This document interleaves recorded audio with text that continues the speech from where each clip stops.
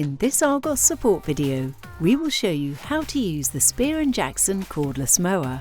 Before using your cordless mower, we recommend checking the battery level to know if you need to charge the mower before using. The battery is equipped with a charge level indicator.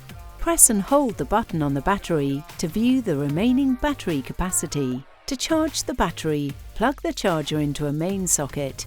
Next, insert the battery pack along the support rails of the charger. A green light will be displayed when the battery is fully charged. We recommend fully charging both batteries before mowing your lawn. This is so you can switch between batteries when one red light shows on the battery in the mower. Open the battery compartment cover and slide the battery along the guardrails until it clicks into place. Then, insert the isolator key.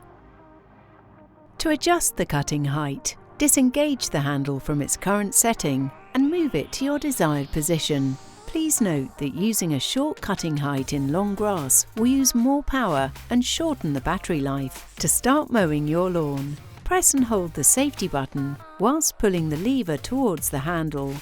Release the lever to switch the mower off. To remove the battery, lift the battery cover and remove the isolator key and slide the battery out of the chamber.